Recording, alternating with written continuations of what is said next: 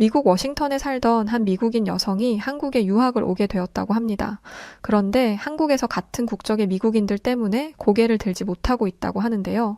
미국인 국적이 창피하다며 국적을 바꾸고 싶다는 말까지 합니다. 과연 그녀에게 무슨 일이 있던 걸까요? 안녕하세요. 저는 미국에서 서울로 유학을 온 23살 KT라고 합니다. 저는 미국에서 태어나고 자랐지만 어렸을 때부터 한국 문화에 매료되어 한국 유학을 결심했어요. 유학 생활은 제 생각대로 너무 즐거워요. 특히 신림동 골목에서 친구들과 맥주 한잔하며 대화를 나누는 건 제가 가장 좋아하는 순간이죠. 그런데 얼마 전 저의 이런 평화로운 유학 생활이 와장창 깨버린 소식을 하나 듣게 되었어요. 바로 미국에서 한국으로 여행을 왔다는 조니 소말리라는 유튜버의 말도 안 되는 악행이었죠. 많은 한국 분들의 분노를 산 일이라 다들 알고 계실 것 같은데요. 조니 소말리는 본인 유튜브와 SNS에서 관심을 끌기 위해 온갖 기행을 벌이고 있어요.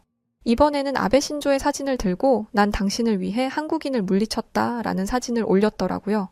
심지어 평화의 소녀상에서 춤을 추고 입을 맞추는 등 때려 죽여도 시원치 않을 짓을 하며 미국인들 얼굴에 먹칠을 하고 있어요. 그런데 이번에 정의로운 한국인 남성분에게 참 교육을 당한 걸로도 모자라서 고소를 당한 상태라고 하더라고요. 어떤 한국 유튜버는 조니 소말리에게 현상금까지 건 상태고요. 아직 출국하지 않고 한국에 남아있는 상태라는데 이 인간이 어서 잡혀서 법의 심판을 받기를 간절히 바라고 있어요. 그런데 사실 저는 조니 소말리 이전에 이와 비슷한 사람을 경험한 적이 있어요. 그래서 이번 일에 더 화가 나는 것 같아요.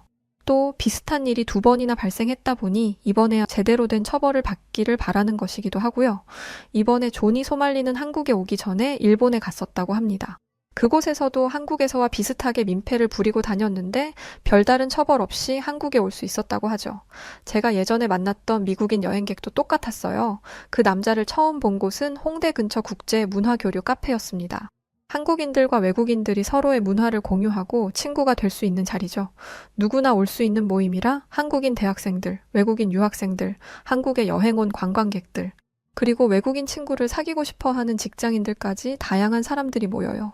그날도 똑같이 활기차게 모임을 이어나가고 있는데 제 한국인 친구 민지가 어떤 미국인 남자를 데리고 들어오더라고요. 미국에서 온 브래드, 제가 앞으로 말할 미국 여행객, 그 사람이었죠. 브래드의 첫인상은 나쁘지 않았어요. 훤칠한 키에 호감형 얼굴이었거든요. 브래드는 사교적인 성격이기도 했고 한국에 여행 와서 좋았던 점을 늘어놓으며 사람들의 호감을 샀습니다. 그런데 저는 브래드와 대화를 하면 할수록 싸움이 느껴지더라고요. 묘한 허세가 느껴졌달까요? 특히 브래드는 자신의 힘을 과시했습니다. 너네 주짓수 알아? 난 주짓수를 배운 사람이야. 여기 있는 사람들이 전부 덤벼도 내가 이길걸? 처음에는 그냥 그런가 보다 했는데 술이 들어가니 남을 깎아내리면서까지 본인의 힘을 자랑하더라고요. 브래드 때문에 처진 분위기를 살려보려고 한국인 남학생이 그래? 나는 어렸을 때부터 꾸준히 태권도를 수련하고 있는데 종합격투기는 어떤 식으로 훈련해? 라고 말하자 돌아오는 대답이 가관이었습니다. 태권도? 그건 무술이 아니라 정신수양이지. 요가 같은 거? 실전에서는 쓸모도 없는 게 어떻게 무술이야? 술을 먹기 전까지만 해도 한국이 최고다. 맛있는 음식도 많고 사람들도 친절하다며 입에 침이 마르도록 칭찬하던 사람이 소주 한 잔 마셨다고 이렇게 태세전환을 하는 게 어이가 없었어요. 브래드의 오만한 모습에 짜증이 나는 건 덤이었고요. 그런데 이 브래드가 친구들을 어떻게 구워 삶았는지 다들 브래드를 술을 마시면 좀 과격해지는 친구 정도로 생각하더라고요. 술에 깬 뒤에 입에 발린 소리라도 했나 보죠. 결국 저는 친구들과 함께 다음 날에도 함께 모임에 참석하게 되었습니다.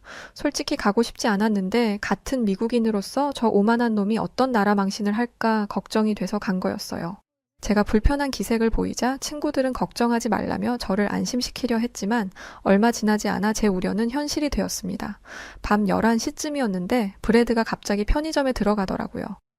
한국에서는 밤에 술을 마셔도 된다며 미국에서는 절대 불가능한 일이라 한국의 문화를 경험해보고 싶나 보다 했죠. 그런데 이 브래드는 그럴 생각이 아니었습니다. 브래드는 안주를 고른다는 명목으로 과자를 고르러 가더니 천천히 진열대 옆을 걸으며 손으로 과자를 하나하나 쓸었어요. 당연히 과자는 바닥으로 툭툭 떨어졌고 직원은 당황한 기색을 보였죠. 저는 브래드에게 뭘 하는 거냐고 따졌고 다른 친구들은 브래드가 떨어뜨린 과자를 주워들기 바빴습니다.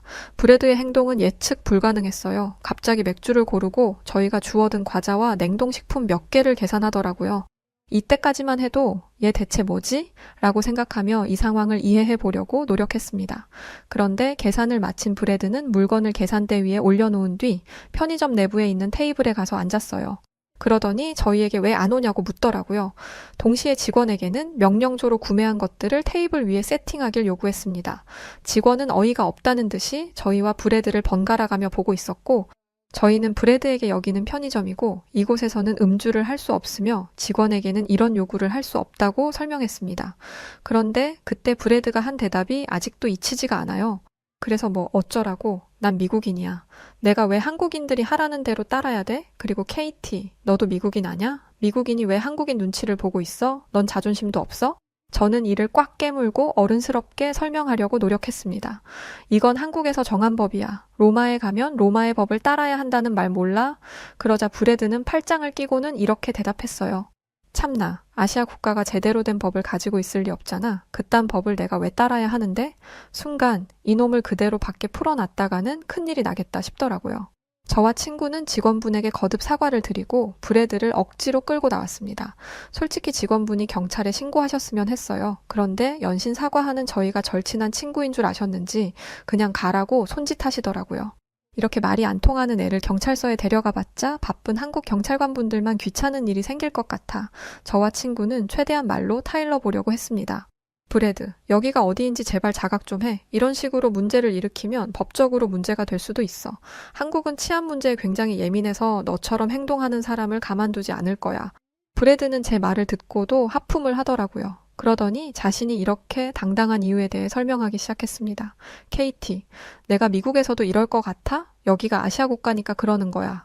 한국에 오기 전에 일본에 있었거든? 일본에서도 똑같이 행동했는데 그 누구도 나를 건드리지 못했어. 누가 경찰에 신고하기는 했는데 경찰도 내 여권을 보더니 그냥 가라고 하더라. 왜 그랬겠어? 내가 미국인이니까 그런 거지. 브래드는 굉장한 백인 우월주의자였던 것입니다.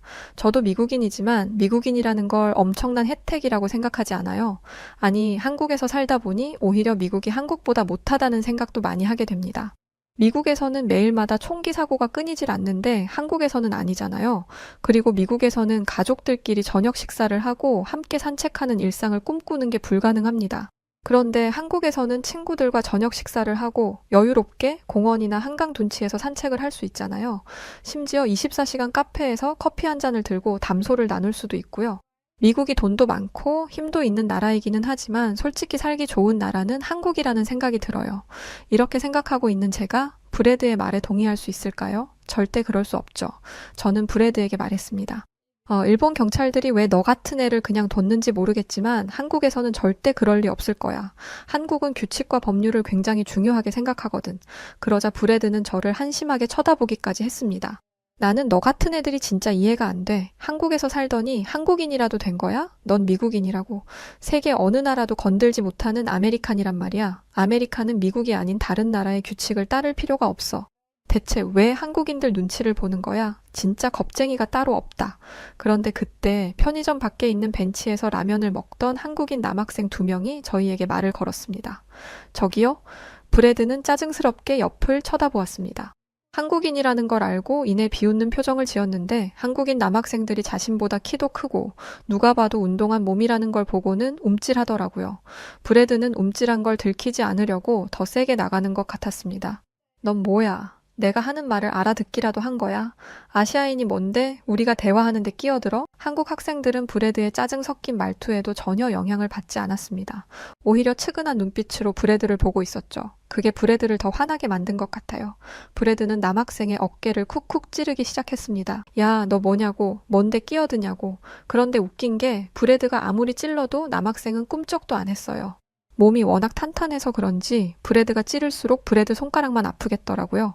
남학생은 브래드의 손을 살짝 쳐내더니 그의 말에 답했습니다. 한국에 여행 오신 것 같은데 모쪼록 여행만 잘 즐기다 가셨으면 좋겠습니다. 괜히 문제 일으켜서 여행 망치지 마시고요. 젠틀하게 말했지만 그 속에는 여행 망치고 싶지 않으면 행실 똑바로 해라라는 뜻이 있었어요. 브래드가 발끈하자 한국 학생은 또 말했습니다. 일본에서 어떤 일을 겪으셨는지 모르겠지만 일본과 한국이 같다고 생각하시면 곤란해요. 일본은 체면을 중요하게 생각해서 누가 문제를 일으키면 그냥 피해버리고는 하지만 한국인들은 다릅니다. 이건 아니다 싶으면 앞으로 나서서 해결을 하는 사람들이에요. 바로 저처럼요. 저는 초조하게 발을 동동거리고 있었습니다. 그런데 정작 초조해해야 할 브래드는 여유로워 보이더라고요. 저는 저 눈치 없는 미국 놈이 제발 정신을 차리길 바랐지만 브래드는 여전히 초등학생처럼 굴었습니다. 야, 너 뭐 되냐? 한국 놈들은 이렇게 말로 떠드는 것밖에 못해? 한판 붙어볼래? 나 주짓수 유단자야. 주짓수 알아? 그러면서 또 손가락으로 기분 나쁘게 어깨를 밀었죠. 그런데 그때였어요.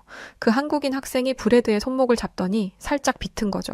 겉으로 보기에는 별거 아닌 동작이었고 비전문가인 제 눈에는 그냥 손목을 쳐내는 것처럼 보였습니다. 그런데 브래드의 얼굴이 순식간에 하얗게 변하더니 브래드는 비명을 질렀습니다. 한국 학생은 그런 브래드를 휙 던져버리며 이렇게 말했어요. 당신은 예의부터 배우는 게 좋겠네요. 한국인들이 중요하게 생각하는 것에는 규칙도 있지만 예의라는 것도 있거든요. 브래드는 한국 학생의 손짓 하나에 나가떨어진 게 부끄러웠는지 자리를 박차고 도망치듯 떠났습니다. 저는 놀란 가슴을 쓸어내리며 사과했어요. 저기 정말 죄송합니다. 제 친구는 아닌데 같은 미국인이라서. 그런데 이런 경험은 처음이라 눈물이 그렁그렁 맺히더라고요.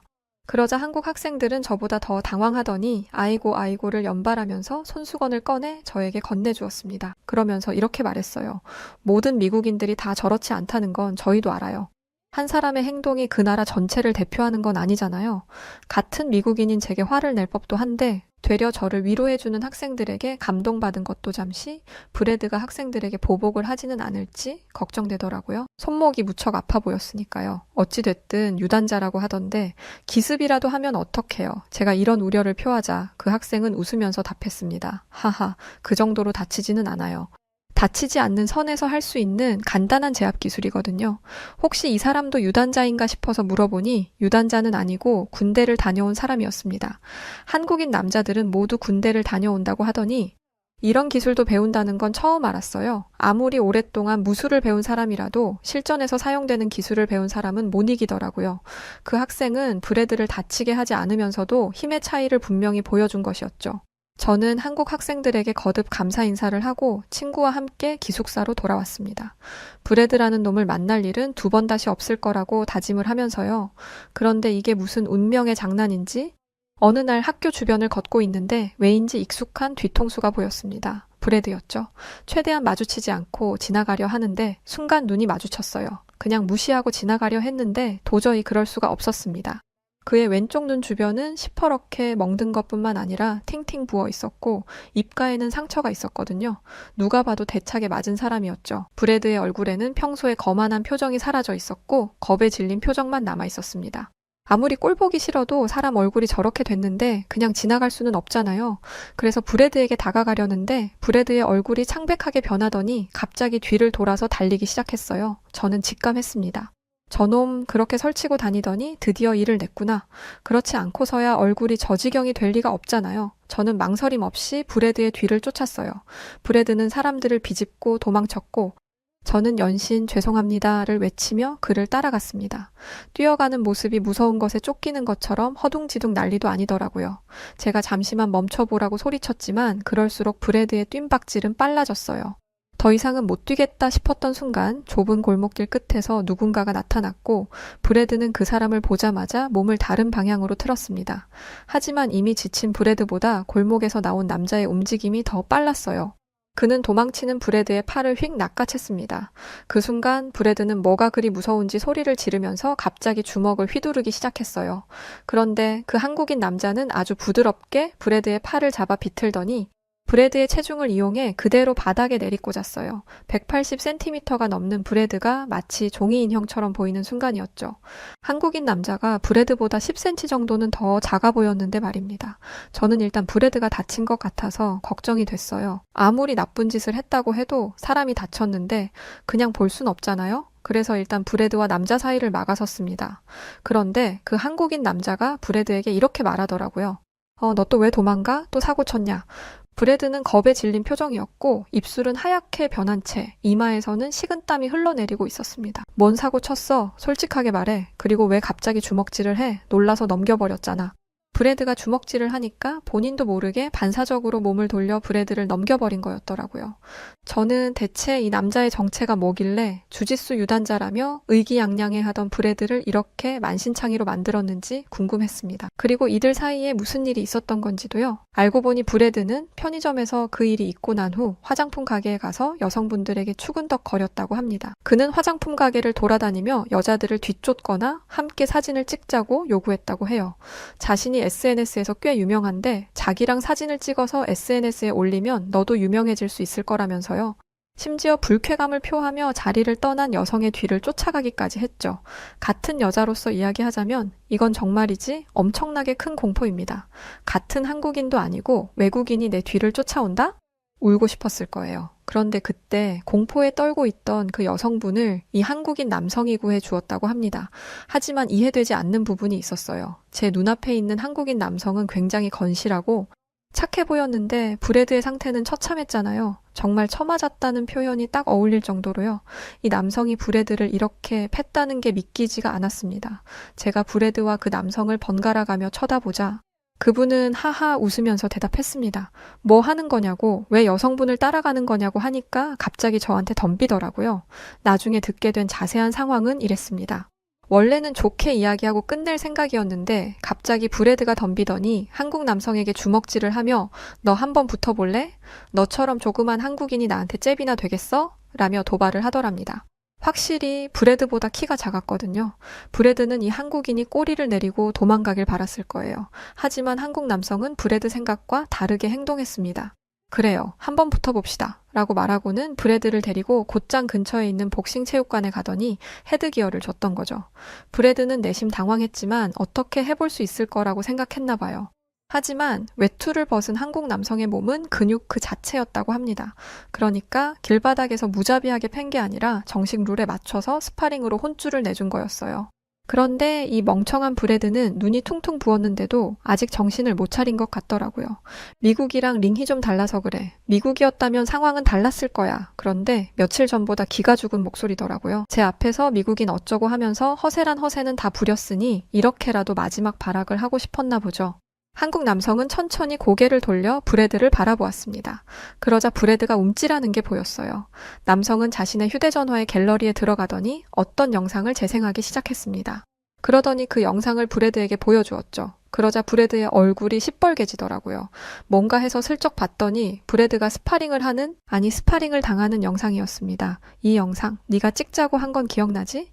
이긴 사람이 영상 자기 SNS에 올리기로 했잖아. 근데 링이 미국이랑 다르다고? 내 SNS에 올려서 진짜 링이 미국이랑 다른지 물어볼까?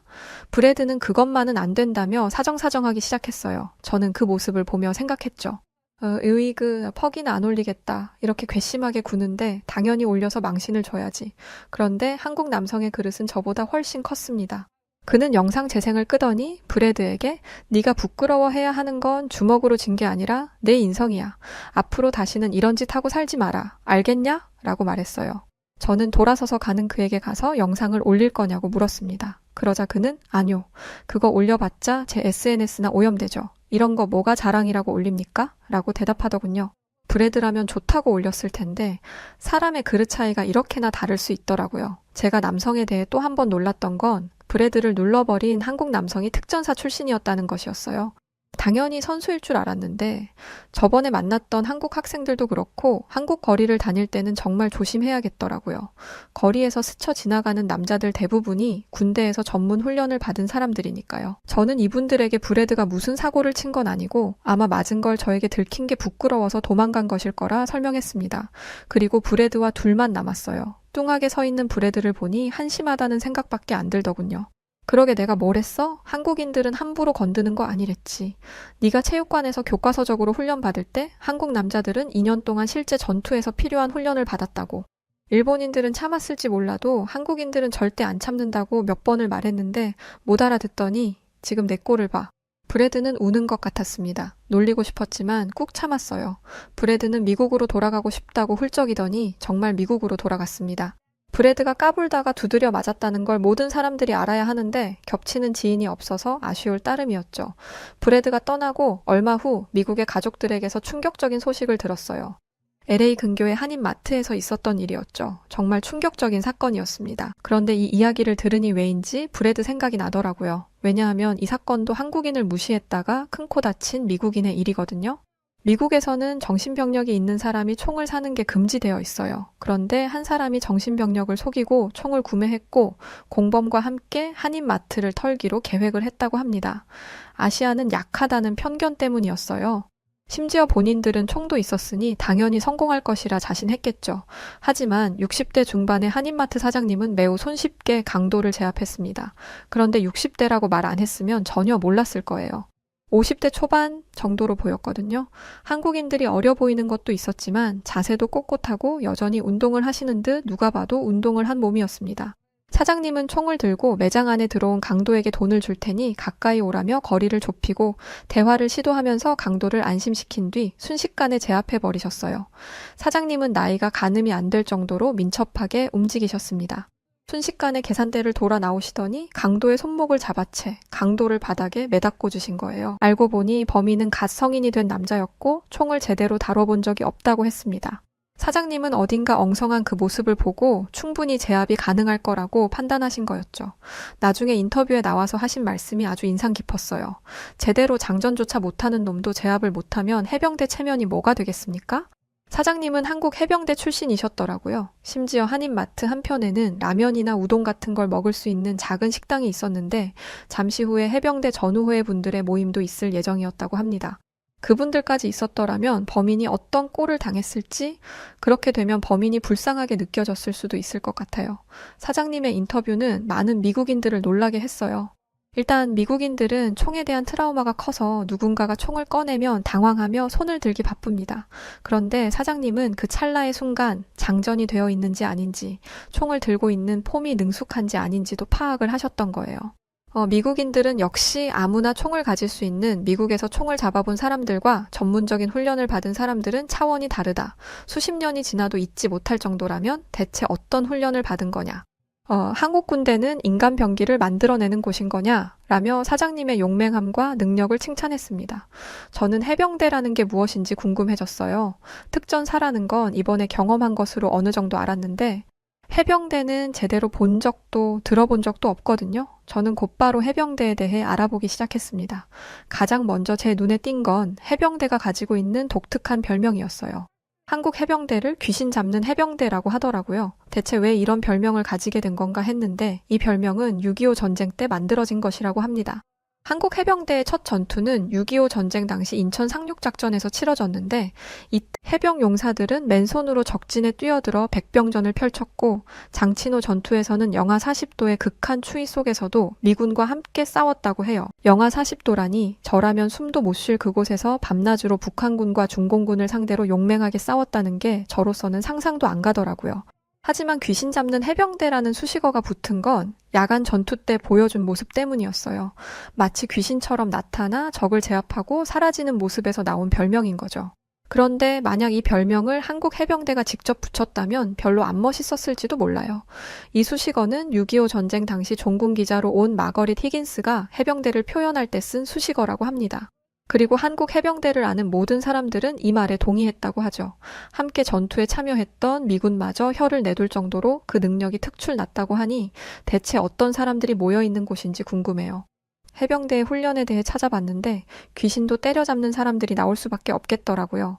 해병대는 일반 군대보다 훨씬 더 강도 높은 훈련을 받는데 잠을 자다가도 눈을 감고도 몸이 저절로 반응할 수 있을 정도로 훈련을 받는다고 했습니다. 이렇게 훈련을 받으니 한인마트 사장님이 수십 년이 지났는데도 손쉽게 강도를 제압하신 거겠죠? 저는 한인마트 사장님의 인터뷰를 다시 한번 봤습니다.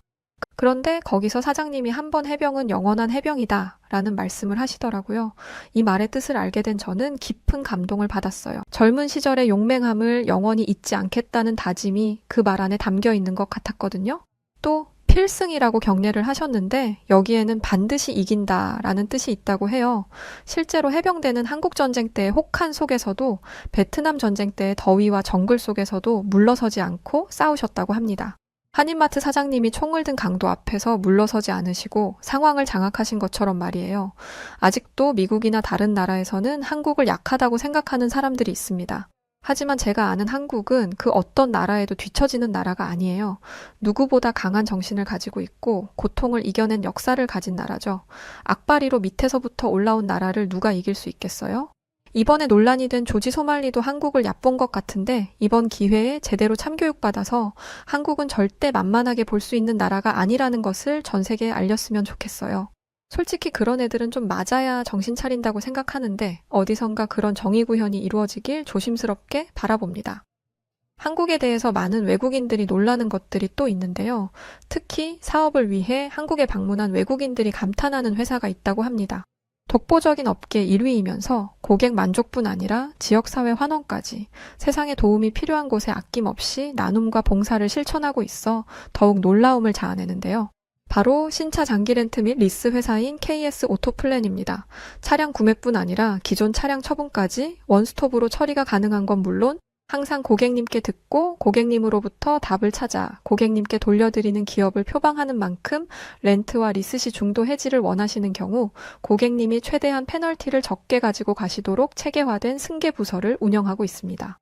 사람을 최우선으로 생각하는 회사답게 처음 회사를 시작하던 그 마음 그대로 취약계층 아동과 시설에 아낌없는 지원을 아끼지 않는 KS 오토플랜.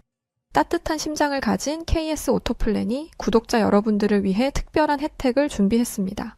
지금 고정 댓글을 클릭하시고 구독자분들만을 위한 특별한 혜택과 함께 이웃을 위한 나눔까지 실천해보세요. 여기 죽어도 한국은 가기 싫다며 울며불며 난리를 치는 영국 체조 선수 팀이 있습니다. 심지어 이들은 한국행을 결정한 코치의 멱살을 잡기까지 했는데요.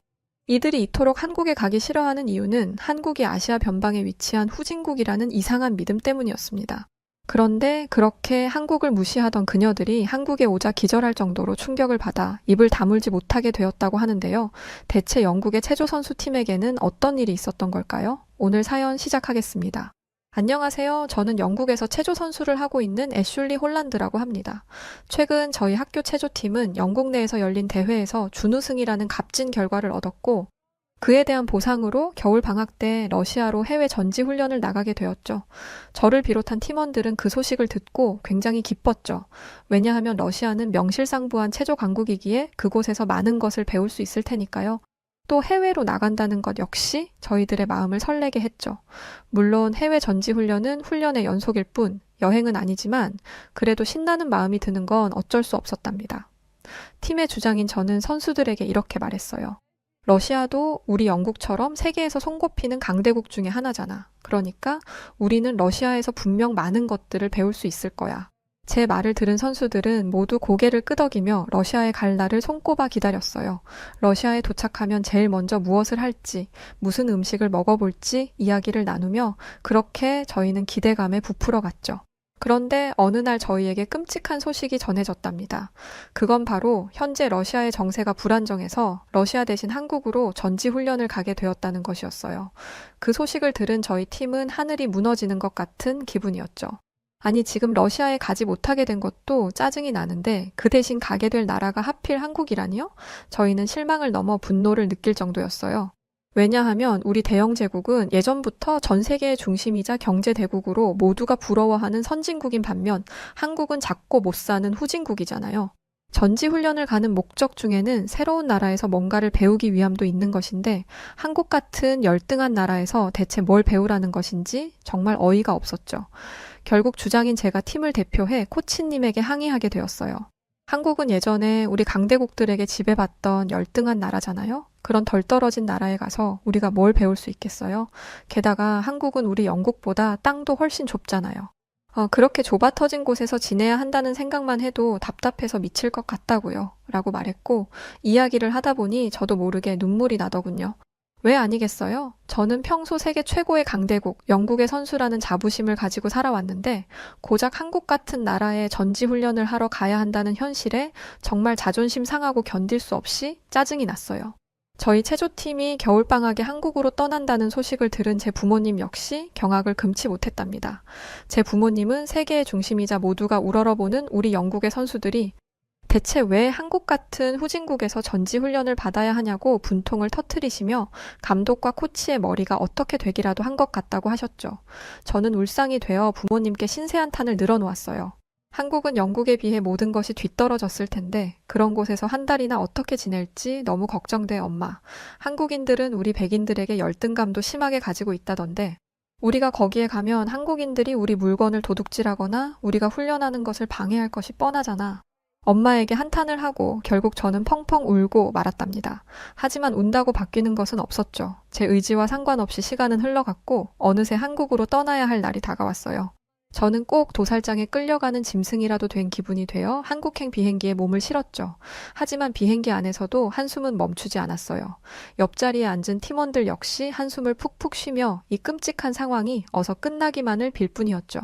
전 세계에서 1등으로 손꼽히는 영국의 선수들인 우리가 어쩌다가 아시아의 변방에 붙어 있는 한국이라는 나라에 가게 된 것인지 생각하면 생각할수록 기가 찰 일이었어요.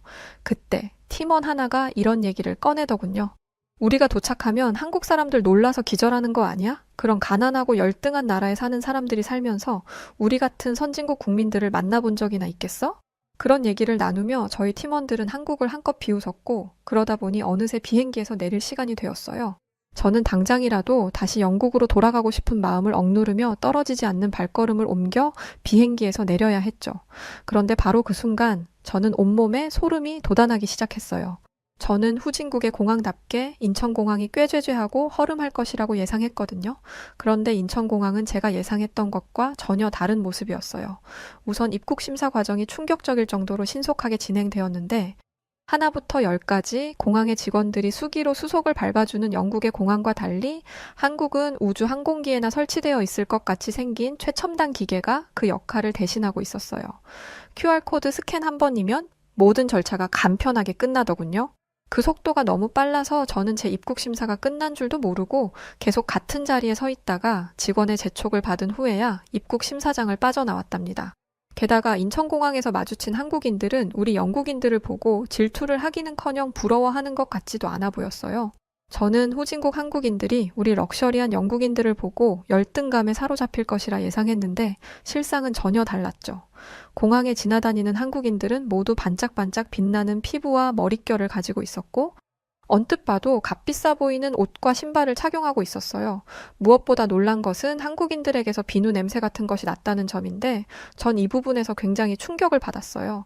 저는 한국은 가난한 소국이니까 한국인들의 모습이 꾀죄죄할 것이라고 생각했거든요. 하지만 그건 제 착각에 불과했던 거죠. 저는 고개를 숙여 제 몸의 냄새를 맡아보았어요. 씻은 지 3일이 지나서인지 역시나 냄새가 나더군요. 순간 저는 참을 수 없는 부끄러움을 느꼈어요. 아름답고 깨끗한 외모를 가진 한국인들과 굳이 매일 샤워를 해야 할 필요는 없다는 생각을 가진 우리 영국인들이 너무 비교가 되었기 때문이죠. 영국에 있을 때는 제가 더럽다는 생각을 해본 적이 없었는데 한국인들 사이에 있게 되자 괜히 주눅이 들고 당장이라도 어딘가에 숨고 싶다는 생각이 들었습니다. 주변을 둘러보니 팀원들 역시 저와 비슷한 생각을 하고 있는 것인지 고개를 푹 숙이고 있었어요. 몇몇 팀원들은 코를 킁킁거리며 자신의 겨드랑이 악취를 체크하고 있기도 했죠. 방금 전 비행기 안에서만 해도 한국인들이 우리를 보면 부러워서 미치려고 할 것이다라며 큰 소리를 땅땅 치던 우리들이었는데 이건 전혀 예상하지 못한 일이었어요. 그렇게 저와 팀원들은 묘한 감정을 느끼며 한 달 동안 지내게 될 숙소로 향했어요. 저희는 송도라는 도시에서 지내기로 했는데 사실 저는 그것도 마음에 들지 않았답니다. 아무리 후진국이라고 해도 수도는 발달되어 있는 법이니 저는 서울에서 지내고 싶었죠. 후진국의 지방 도시라니 안 봐도 인프라가 제대로 갖춰져 있지 않을 게 뻔하잖아요? 저는 냄새나고 더러운 도로와 다 쓰러져가는 숙소를 상상하며 제 앞날을 걱정했죠. 그런데 송도에 가까워질수록 차창 밖으로 보이는 최첨단 미래 도시의 모습에 저는 입을 떡 벌려야 했습니다. 송도에는 하늘을 찌르기라도 할 듯 높이 솟아있는 건물들이 즐비해 있었고 깨끗하고 넓은 도로에는 비싸 보이는 외제차들이 줄지어 늘어서 있었어요. 제가 상상했던 오물과 노숙자들이 가득한 거리는 눈을 씻고 찾아보아도 보이지 않았죠. 무엇보다 이렇게 번화한 도시에서 악취가 나지 않는다는 것이 놀라웠어요. 영국을 비롯한 유럽의 모든 국가들은 공항에 도착하는 순간부터 특유의 악취가 나거든요. 전 여태까지 그게 당연하다고 생각했어요. 왜냐하면 정부가 인력을 투입해서 아무리 청소를 깨끗하게 한다고 해도 분명히 한계는 있는 거니까요. 아무리 치워도 쓰레기는 즉시 다시 생기기 마련이고요. 그러니까 도시에서 나는 냄새는 인간이 어쩔 수 없는 일이라고 생각했는데 한국은 다르더군요. 한국에서는 악취는커녕 쾌적함만이 느껴질 뿐이었어요. 어떻게 된 거지? 이건 내가 알던 한국이랑 너무 다르잖아? 꼭 한국이 우리 영국보다 더 부유한 나라 같은데? 설마. 에이, 진짜 이건 말도 안 돼.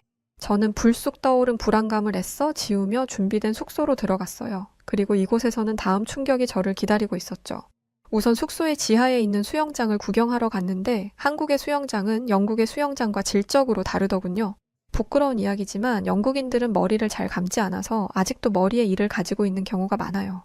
그래서 동네 수영장을 가면 물 위에 이들이 둥둥 떠다니고 그 물에 들어가서 놀다 보면 이가 없던 사람도 이에 옮게 되는 일이 부지기수거든요. 물론 그게 청결하지 않다는 것은 저희도 잘 알지만 머리이는 이미 일상에 깊이 들어온 일종의 문화 같은 것이라서 딱히 이상하다고 생각해 본 적 없었는데 너무나 깨끗하고 맑은 한국 숙소의 수영장을 보는 순간 저는 왠지 모를 부끄러움에 얼굴이 붉어졌답니다. 동시에 이런 생각도 들었어요. 이렇게 깨끗한 곳에서 청결하게 생활을 하니까 한국인들 피부와 머릿결이 그렇게 좋았던 거구나. 인천공항에서 봤던 한국인들의 매끈한 피부와 머릿결이 다시 떠오르자 저는 얼른 씻어야겠다는 생각이 들었어요. 그렇게 서둘러 화장실에 들어가 물을 트는데 저는 다시 한번 충격을 받았답니다. 지역마다 다르기는 하지만 영국은 상수도 시설이 낡은 곳에서는 녹물이 나오거나 석회가 섞인 물이 나오기도 하거든요. 그런데 한국의 물은 영국의 수돗물처럼 비릿한 냄새도 나지 않을 뿐더러 눈으로 보기에도 맑고 깨끗하더군요. 어떻게 후진국 사람들이 우리 영국인들보다 더 퀄리티 좋은 물을 사용하는 거지? 분명 역사책에서는 우리 영국이 세계 최고라고 했는데 저는 엄청난 혼란스러움을 느끼며 화장실을 빠져나왔어요. 주변을 둘러보자 팀원들도 어리둥절한 표정을 짓고 있더군요. 여태까지 우리는 영국이 세계 최고의 1등 국가이고 한국은 우리 발 아래 놓인 열등한 나라라고 믿었는데 직접 눈으로 보고 겪은 한국은 최첨단 기술을 보유함은 물론 생활 환경까지 우수한 나라였으니 놀랄 수밖에요. 하지만 이제 그만 충격에서 벗어날 때였어요. 저녁을 먹을 시간이었거든요. 식당으로 이동하며 저와 팀원들은 한식에 대해 이야기를 나누었어요. 그런데 아니나 다를까 팀원 중 한 명이 영국 음식과 한식을 비교하는 말을 하기 시작하더군요. 한국 음식 엄청 수준 낮을 것 같아. 예전에 TV에서 봤는데 한국은 옛날부터 중국 문화의 영향을 많이 받았대. 그런 따라쟁이들이 만든 음식이 맛이 있을 리가 없잖아? 분명 한식은 조잡하고 형편없을 것이 분명해. 그 말에 다른 팀원들도 동조했고 결국 우리는 일단 식당에 가보기는 하되 허접한 수준의 한식이 나오면 손도 대지 말고 그냥 방으로 돌아가자고 약속했죠. 그런데 식당에 들어간 순간 저는 제 눈을 의심해야 했어요. 이곳이 식당인지 아니면 실험실인지 헷갈렸거든요. 그도 그럴 게 식기는 파란빛이 나오는 살균기에 들어있었고 식판에 음식을 담아주는 사람들은 마스크와 위생 장갑, 위생 모자까지 완벽하게 갖추고 있었거든요. 한눈에 보아도 한국의 식당은 위생을 중요하게 여긴다는 것을 알 수 있는 모습이었어요. 한국 음식을 먹고 배탈 날 일은 절대로 없겠구나. 저는 그렇게 생각하며 식판을 집어 들었답니다. 이어서 푸짐한 식사가 담기기 시작했죠. 시금치 무침과 불고기, 콩나물국, 어묵볶음이 주요 메뉴였는데 하나같이 감칠맛이 도는 게 너무 맛있더군요. 팀원들 역시 빠른 속도로 자신의 식판을 비워가기 시작했죠. 방금 전까지만 해도 음식에 손도 대지 말자며 한식을 무시하던 사람들이 맞는지 참으로 우스운 모습이었죠. 그렇게 식사를 마치고 저희는 각자 방에서 휴식 시간을 보내게 되었는데 문득 저는 놀라운 사실 한 가지를 깨달았어요. 그건 바로 속이 더부룩하지 않았다는 것이었죠. 보통 영국에서 저녁 식사를 푸짐하게 하고 나면 음식의 기름기 때문인지 밤에 속이 니글거리거든요. 그런데 한식은 많이 먹었는데도 불구하고 뒷맛이 깔끔하고 속이 개운한 것이 느낌이 아주 좋더군요. 이런 식단이라면 매일 먹어도 질리지 않을 것 같았어요. 그제서야 저는 감독과 코치들이 왜 한국으로 전지훈련을 오자고 했는지 이해하기 시작했죠. 다음 날 저희 팀은 본격적으로 전지훈련에 들어갔어요. 저는 아침으로 한식을 든든하게 챙겨 먹고 열정적으로 훈련에 임했죠. 그런데 열정이 너무 과했던 걸까요? 순간의 실수로 저는 발목에 부상을 입고 말았습니다. 바닥에 착지하는 순간 발목이 접질리며 우드득 하는 소리가 났고 저는 바닥을 뒹굴며 비명을 질렀죠. 놀란 코치들이 서둘러 달려와 제 발목 상태를 체크했고 곧이어 저는 병원에 가게 되었어요. 한국의 병원으로 향하며 저는 절망스러운 감정을 감출 수 없었답니다. 발목이 다친 것도 서러운 일이었지만 그것보다는 한국 같은 후진국의 병원에서 치료를 받아야 한다는 사실이 너무 싫었어요. 물론 어제까지 제가 지켜본 한국은 생각만큼 못 사는 나라가 아니기는 했지만 그래도 저는 한국의 의료기술에 대해 신뢰할 수 없었어요.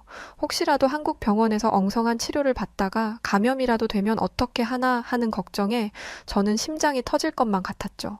이대로 선수 생활이 끝날지도 모른다는 두려움도 느껴졌답니다. 그런데 이런 제 걱정은 다 쓸모없는 것이었어요. 한국의 병원은 훌륭한 의료진을 보유하고 있음은 물론 영국에서는 본 적도 없는 최첨단 의료시설을 갖추고 있었거든요.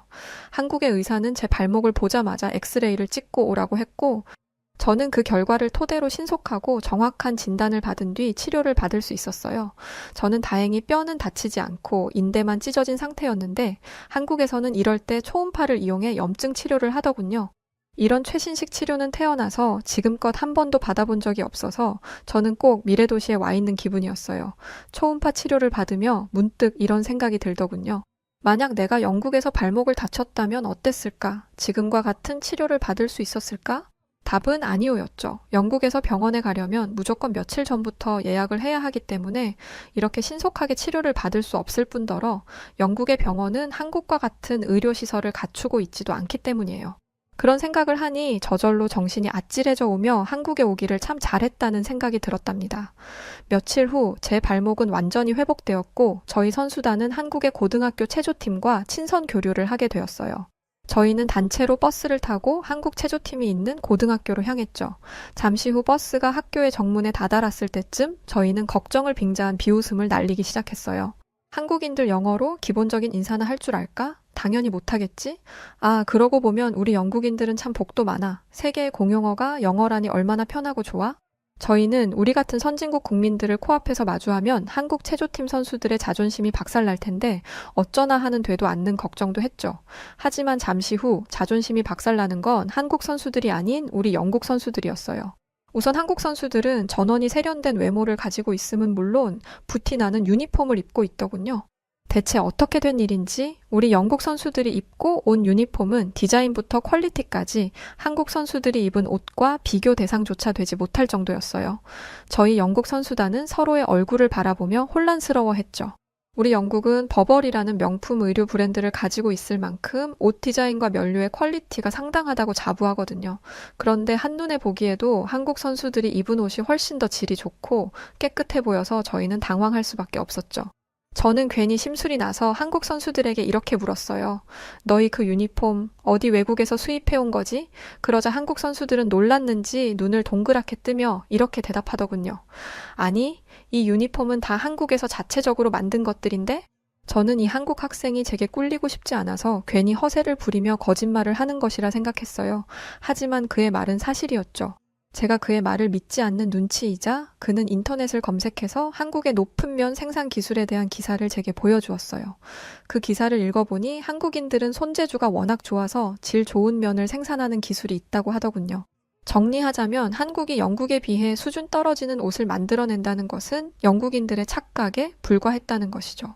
게다가 이 사실을 증명하기 위해 한국 선수가 이용한 한국의 인터넷 속도와 이 모든 것을 인상 한번 찌푸리지 않고 설명한 그의 훌륭한 매너에 저는 백기를 들 수밖에 없었답니다. 또 한국 선수들은 저희에게 유창한 영어로 말을 걸어왔는데 그들이 영어로 말하는 속도며 발음까지 원어민들과 흡사한 수준이어서 저는 까무러치게 놀랐어요. 한국이 영국과 바로 옆에 붙어있는 나라도 아닌데 한국의 어린 선수들이 이렇게나 영어를 잘 한다는 것은 한국의 교육 수준이 매우 뛰어나다는 것을 의미하는 것이었으니까요.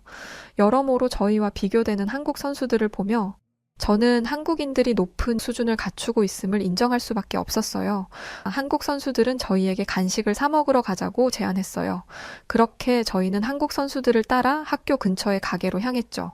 그런데 이 가게는 무인으로 운영되는 것이 아니겠어요? 한국 선수들은 이게 너무나 익숙한 일인 듯 과자와 아이스크림을 집어들고 키오스크로 가서 계산을 하기 시작했어요. 저와 영국 팀원들은 너무 놀라 입을 떡 벌리고 말았죠. 우선 주인이 없는데도 이 가게의 내부가 깨끗하다는 것이 놀라웠어요. 그건 이 가게에 방문하는 모든 손님들이 이곳에 들어와 질서정연하게 움직였다는 것을 의미하는 것이니까요. 무엇보다 물건을 훔칠 생각은 애초에 하지도 않는다는 듯 당연하게 자신이 고른 물건 값을 계산하는 한국인들의 모습을 보며 저는 감탄할 수밖에 없었어요. 경찰이 지켜보고 있는 것도 아닌데 그런 일이 가능하다니. 만약 영국에서 이런 무인 가게를 연다면 하루 아닌 1시간도 되지 않아서 물건들을 몽땅 도둑 맞고 말 거예요. 그래 놓고 아마 영국 사람들은 죄책감도 느끼지 않을 거랍니다. 왜냐하면 영국인들은 그러게 누가 탐나는 물건을 그렇게 무방비하게 두래? 물건 간수를 제대로 하지 않은 사람 잘못이야. 이런 사고방식을 가지고 있기 때문이죠. 저는 영국인들과 너무 다른 한국인들의 생활 방식을 보며 놀라움을 감출 수 없었어요. 이쯤 되자 저는 제가 엄청난 오해를 하고 있었음을 인정하지 않을 수 없었죠. 여태까지 저와 영국 팀원들이 생각해온 한국은 가난에 찌들려 사는 거지들이 가득한 허름하고 보잘것없는 나라다 라는 생각은 완전히 잘못된 것이라는 걸 깨닫자 저는 부끄러움에 한국 선수들과 눈을 마주칠 수 없었어요. 동시에 몇몇 팀원들은 현실을 부정하기도 했죠. 유럽에서 보기에 한국은 분명 하찮은 후진국에 불과했는데 이게 대체 어떻게 된 일이지?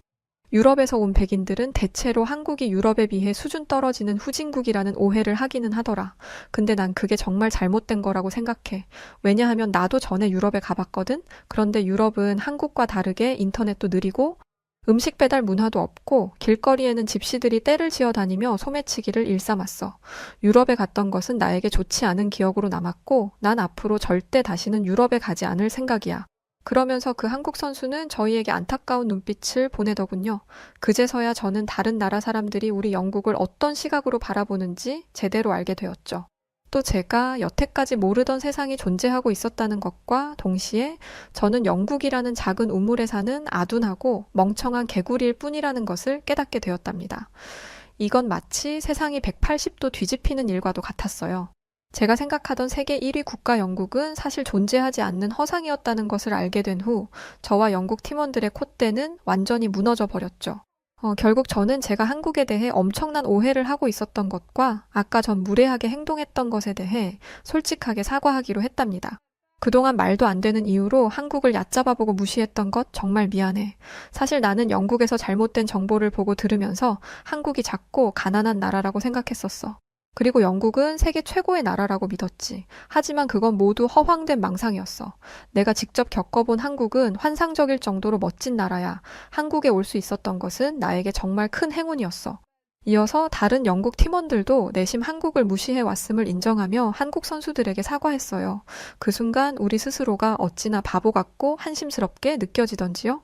아무리 무지했다고 한들 영국인이 세계 최고라는 망상을 하며 살아온 것은 너무 부끄러웠어요. 그때 한국 선수단이 환하게 웃으며 저희의 손을 잡아주더군요.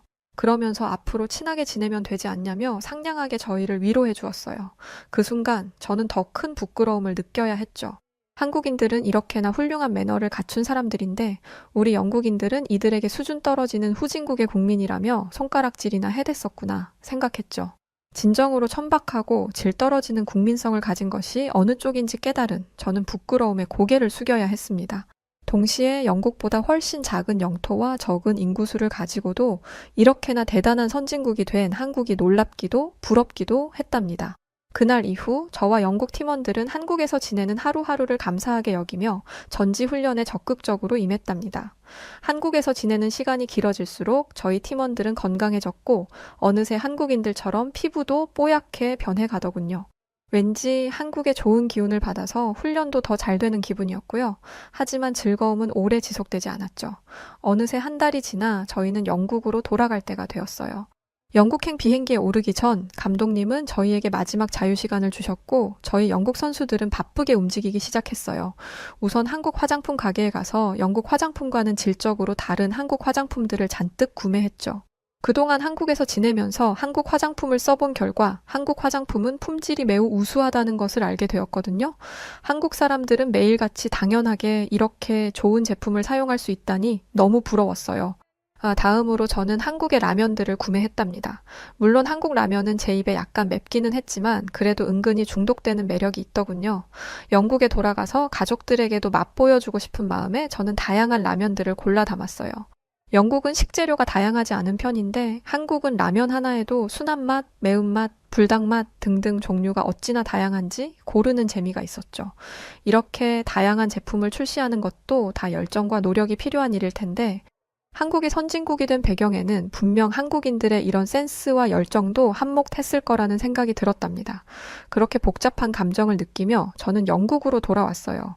제 부모님은 저를 한국에 보낸 뒤 무척이나 걱정을 했다고 해요. 부모님은 제 얼굴을 쓰다듬으며 일본도 아니고 고작 한국 같은 후진국에 가서 애가 얼마나 고생을 했을지 밤잠도 이루지 못할 정도였다고 하셨죠. 그 말을 들은 저는 아무것도 모르는 영국인 부모님이 우습기도 하고 안쓰럽기도 하여 쓴웃음을 지었어요. 그러면서 제 주변에 얼마나 많은 영국인들이 무지하게 살고 있는지를 떠올려 보았죠. 저야 운이 좋아서 한국에 가서 진짜 세상을 마주했지만 아직도 수많은 영국인들은 영국이 세계 제일이고 한국은 후진국이라는 잘못된 믿음을 가지고 살고 있어요. 심지어 어떤 영국 노인들은 한국은 예전에 강대국에게 짓밟힌 적이 있는 수준 떨어지는 나라였다며 그들을 무시하는 것을 당연하게 여기기도 하죠. 물론 선진국에 사는 한국인들은 영국인들이 미개한 소리를 떠들어댄다며 신경도 쓰지 않겠지만 저는 죄책감이 들고 무지한 영국인들을 볼 때면 안타까운 마음도 들더라고요. 그래서 저는 요즘 한국에 같이 갔던 체조팀 선수들과 함께 한국 바로 알기 운동을 하기 시작했어요. 저희를 시작으로 저희의 주변인 더 나아가 영국 전체가 잘못된 편견을 깨트릴 수 있는 날까지 저는 최선의 노력을 기울일 생각이랍니다. 물론 쉽지 않은 일이겠지만 한국에 있을 때 즐겁고 행복했던 일들을 떠올리면서 열심히 해보려고 해요. 여러분 뒤늦게나마 반성하고 달라지기 위해 노력하는 저를 응원해 주시면 감사하겠습니다. 그럼 한국인 여러분들 오늘도 행복한 하루 보내시고 저희 영국인들도 친하게 지내주세요. 안녕히 계세요. 네, 오늘 사연은 여기까지인데요. 사연 보면서 사실 좀 놀랬어요. 아니, 한국을 이렇게 생각하는 영국인들이 많다는 거에 좀 충격적이더라고요. 아직 더 많이 한국을 알려야 되는구나 라는 생각도 들었네요. 사연 보내주신 애슐리 홀란드 씨 너무 감사드리고요. 자, 그럼 오늘 사연 어떻게 들으셨나요? 오늘 사연이 재밌으셨다면 구독과 좋아요, 알림 설정 부탁드리고요. 그럼 지금까지 여우튜브 송은지였습니다. 영상 끝까지 시청해주신 모든 분들 고맙습니다. 감사합니다. 사랑합니다. 당신만의 여